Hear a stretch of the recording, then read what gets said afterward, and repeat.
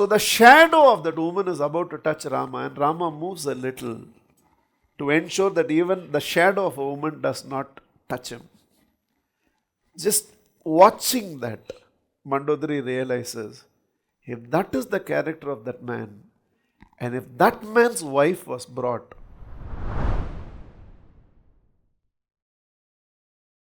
the highest form of discipline is my ability to hold on to certain character standards.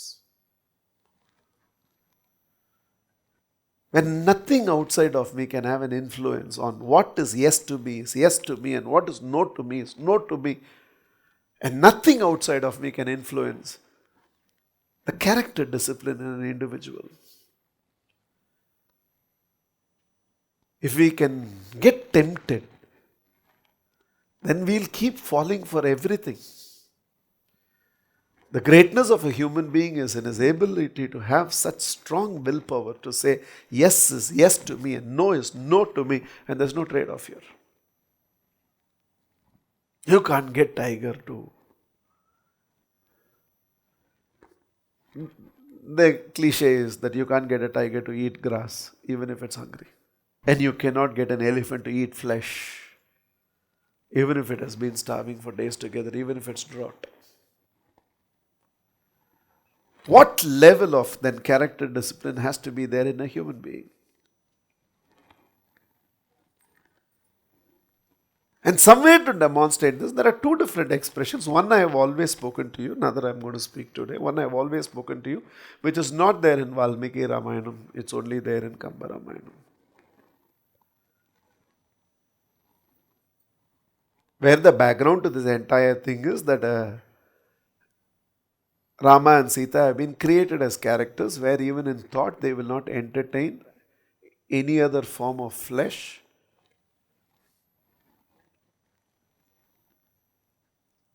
And Ravana had a weakness for women. Yes. Not because he had this character discipline and all, but he had this one curse on him that if he touches any woman without her consent, he will be burnt into ash. How nice it is, If we actually have a like that, then we don't have to have so many issues at all. So Ravana has a social curse on him that he cannot touch any woman without her consent, he will be burnt in it, but he also has a power. He can take whatever form he wants. So Sita is not yielding and he wants Sita, so he's going on taking different forms and going. You all know this already. But I'm again saying, thinking maybe one day it will transform you. So try again. And in every form she rejects because she won't entertain any other form of flesh other than Ram. So one minister comes and advises Ravana saying that in whatever form you go, she will not yield. You take the form of Ram and go, she will fall for it. And this is a very important moment for me in the story, more than what happens later. Ravana looks at the minister and asks this, if you the minister can think of this, you think I wouldn't have thought about it? I want to tell this to everybody in the world because the sort of advice I keep getting, from everybody, Mahatria, what you should do, I want to tell them, you learn from me and you're telling me what to do, then I wouldn't have thought about it.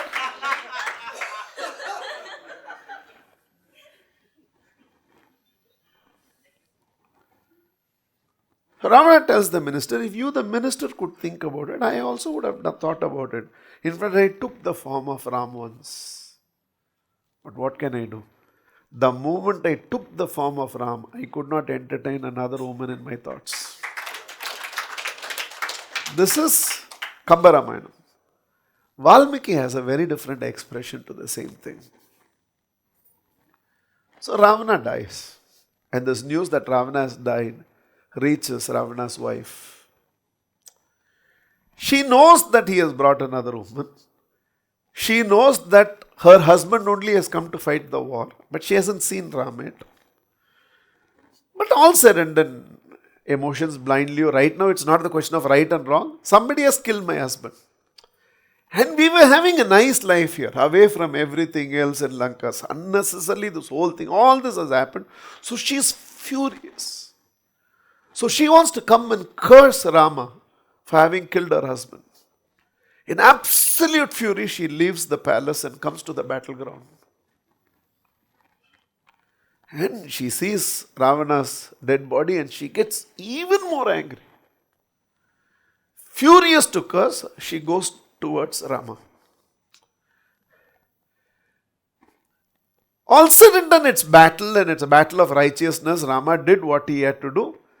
But he is Rama. So he still has this feeling that he was instrumental in killing somebody and so many people dying. So Rama's head is bowed down.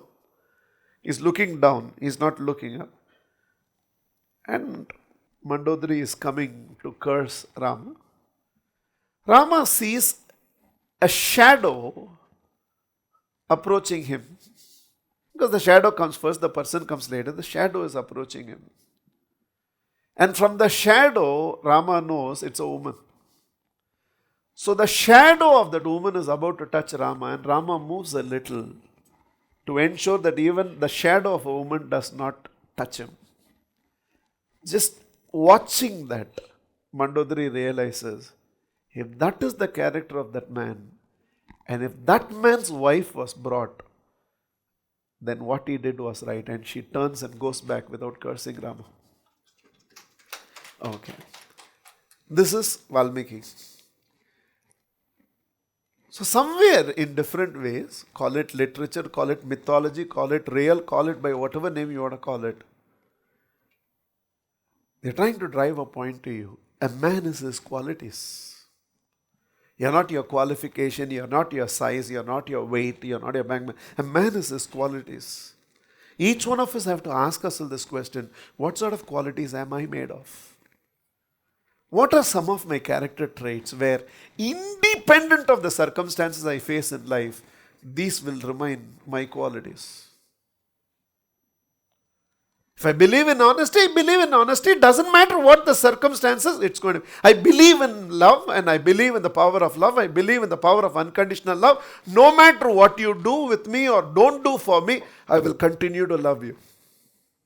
I believe in enthusiasm, and doesn't matter whether you recognize my energy levels or you'll call me as a show off. No matter what I do, I'm going to do it only enthusiastically. Happiness is fixed in my life. Everything else is a variable. Good times, bad times, challenging times, abundant times, no matter what. One thing you're not going to find me in life, you're not going to find me in life without happiness. What are those qualities? What are those qualities that constitute you? What are you made of? A man is a constitution of certain qualities. Somewhere it's not about one man, one woman, or it's not about that. Somewhere in the entire thing, they are trying to drive this point to you. What are some of your qualities? These were Ravana's qualities. These were Sita's qualities. These were Rama's qualities. I'm not saying all qualities were right about Rama. Rama also had a few qualities without which probably he, Sita, children, Ayodhya would have been much more peaceful than it was. That is not for us to judge because this is the story that has happened. But essentially what they are trying to drive is, what are those qualities in you where no matter with who you are, no matter where you are, no matter what the circumstances, this is who you are. You will stand by those qualities. That is how a Jesus Christ is defined, by qualities. That is how a Mahatma Gandhi is defined, by his qualities. And how are you going to be defined? What are your qualities? And what are some of those qualities where it's going to be so steadfast in you, no matter what the circumstances are, those qualities in you will still express itself through you. This is what they're trying to drive. But the birth of Rama, the entire life of Rama, is expressing something else for all of us. One, even if you are an incarnation of God, you cannot escape your karma. Nobody escapes their karma.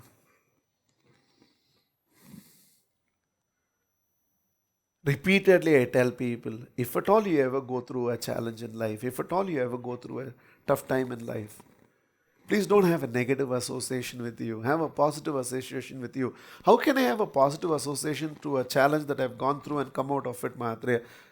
By recognizing maybe one bad karma is done and dusted. It's over. Some karma, I don't know what it is, has put me through this experience. And having gone through that experience, come out that side, one bad karma of mine is knocked off, because in a simple business sense, if I have deposited money and I don't withdraw it for long, then the value of the money goes up. If I have borrowed money and I don't repay the loan for long, then the cost of the money goes up. So anything that I have borrowed from the world, the sooner I can give back, I want to give back. Otherwise, the cost of the money becomes very, very expensive. Any money that I have given to the world, let it slowly come. Any money that I have done, let it slowly come, because the accumulated returns are much better. So let the rewards of all my good karma, even if it gets a little delayed, it get delayed. More rewards will come. But if I have to face the consequence of any bad karma, let it get done as early as possible, because otherwise the cost is... So every time you're going through a challenge in life and coming out of it, every time you've gone through some bad karma in yours is getting done and dusted, and you're getting liberated from it, and might as well let it get liberated from you. Nobody escapes. Even if you are an incarnation of God, the laws of life are greater than you, and nobody escapes it.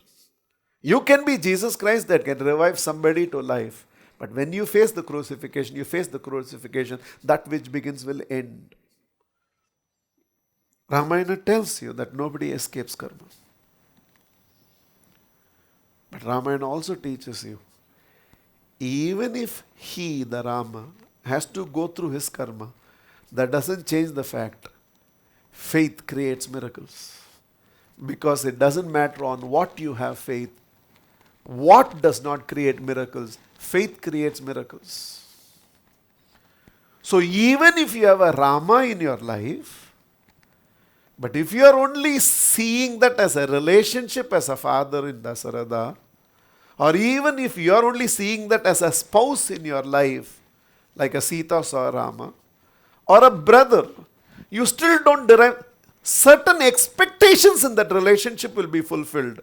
But the miraculous possibilities that unfold through faith, the way a Hanuman was able to experience, nobody else was able to experience.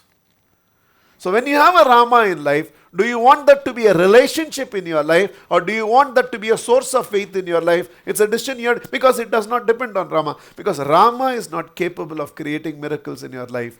Your faith is capable of creating miracles in your life. Who is Rama is immaterial. What is happening in Rama's life is immaterial. But if you are a Hanuman whose faith towards Rama is total, you will still experience miracles in your life. Faith creates miracle. On whom and what does not matter. And the legacy of people who have experienced miraculous possibilities by having faith in Rama continues. From Tyagaya to Mahatma Gandhi, everybody had unflinching faith. Ramayana is establishing this to you. It's not about who Rama is. It's about what is Rama to you. Is it a story? It's a story. It's an altar of worship. Then it's an altar of worship. If it's a source of faith, then your faith will create miracles in your life. You can replace Rama with anything. Ramayana is telling you, you don't have to be the king of all the kings, Dasaratha. You don't have to be the Rishi of all the Rishis, Shishta. You don't have to be the Raja Rishi in Vishwamitra. You don't have to be any of this. You were a Shiv Bhakt, and Shiva was everything to you till you were blinded by the lust of that woman, Ravana. Everything went right for Ravana. Everything went right in Lanka. Everything. They were flourishing. They were happy. Everything was dance and celebration there. Because for him, it was all his faith in Shiva till he got distracted by the lust of that one woman. And then he didn't have time to do Shiva Puja, then he didn't have time for Shiva, everything. So Ramayana is asking you, are these materialistic distractions in life taking you away from your faith? Or this faith complementing all these materialistic distractions in your life? Or you're so distracted by what is happening? So there's time for everything in life, no time for meditation. There's time for everything in life, no time for my spiritual practice. Why? Because that's the same mistake which Ravana did. When he had time for his spiritual practices, everything went right. He got distracted by one woman and did not have time and everything began to go wrong. For not only him, for whatever he represented. And somewhere Ramayana is trying to tell you, you don't have to be any of this. You can be one unevolved, ordinary monkey. But the power of that system, existential system, is so much that if your faith is total, even a monkey will be worshipped in the world for generations to come by the power of your faith. Is your faith complete? And somewhere in many of these cases, what begins as a faith, are you getting distracted by ego and expectations and turning that into a relationship, or faith remains a source of faith for you?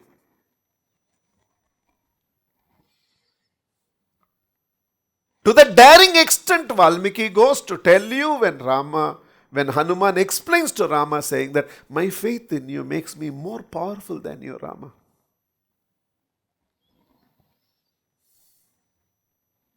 And in the next verse, Valmiki writes, the poverty of Rama is, he didn't find anybody on whom he could have complete faith. And the richness of Hanuman is, he found a Rama on whom he could have complete faith. So according to Valmiki, the richest are those who have found faith in life, and the poorest are those where no matter what you have in life, you haven't still found your faith in life. The poorest of poor. He calls Rama poor because Rama did not experience the miracles of faith in his life. And he calls Hanuman a servant, the servant of all servants, the richest in Ramayana, because he was able to find his faith. So if there is anything we need to understand from Ramayana, it is this. On whom it does not matter, on what it does not matter. But if your faith is complete, irrespective of all other attributes in your life, you will continue to experience miracles in your life. Because the system of faith is such